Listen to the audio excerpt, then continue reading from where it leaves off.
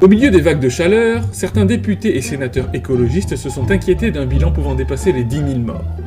Ce 1er juillet, à l'occasion des questions au gouvernement, le Premier ministre Sébastien Lecornu endosse le costume de l'homme indigné. « Mais d'où sortez-vous votre bilan des 10 000 morts ?» dit-il d'un ton indigné. Dans la semaine du 13 juillet, une surmortalité de 1500 personnes a été notée sur l'Île-de-France sur la période. Si on fait l'estimation au niveau national à partir de ces chiffres, ça donne entre 25 000 et 30 000 morts. Je ne sais pas si vous mesurez le culot du mec de parier sur la mort des gens. Il dit « Si le chiffre n'a pas été produit par Santé publique France, mais c'est que ce n'est pas vrai, bah bien sûr. Et parce que la critique vient d'un parti de gauche et que les personnalités qui prônent la rupture avec ce système capitaliste ont formulé cette critique, il faut les disqualifier tout de suite, par tous les moyens possibles. Voyons, je demande juste. Vous croyez qui entre des gens qui ont déjà menti pour se maintenir au pouvoir et des gens qui s'inquiètent d'une augmentation du nombre de morts causées par une impréparation du gouvernement en place depuis 9 ans? Ah oui, hein, le choix est difficile.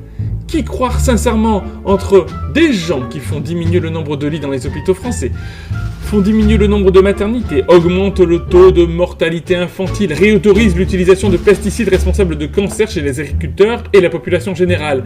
Qui croire entre un gouvernement qui ne tient qu'après avoir négocié avec le RN et le PS pour se maintenir en place après avoir perdu les élections législatives? Et le débat public cale, haro sur les écologistes. Ce chiffre non sourcé est un scandale. Il faut en parler sans cesse, non-stop.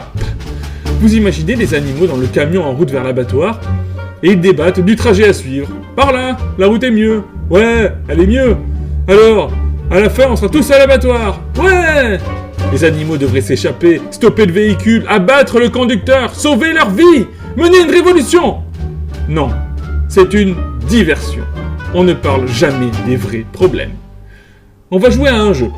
Il faut répondre la gauche, les riches ou Macronie. Les deux derniers, oui, c'est un peu la même chose. Qui est responsable de la majorité du dérèglement climatique et de l'intensité des canicules? Là, c'est plutôt riche. Oh, plutôt Macronie. Bon, voilà. Qui est responsable de la diminution des moyens de santé? Macronie. Qui est responsable de la baisse des moyens de lutte contre les incendies? Macronie. Qui diminue le financement du tissu associatif? Macronie. Qui augmente la pauvreté chez les jeunes? Macronie. Oh, les riches aussi. Qui est responsable? Macronie. Qui n'est pas au pouvoir? La gauche. Oui, la gauche. Alors, un seul mort de trop, c'est un échec. Un seul pauvre de plus, c'est aussi un échec. Un seul lit d'hôpital supprimé, c'est encore un échec. Et les moyens de ces échecs ont été mis sur la table dès le début.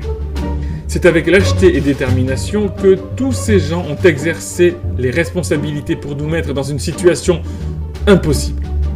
Dans leur cas, échouer tue.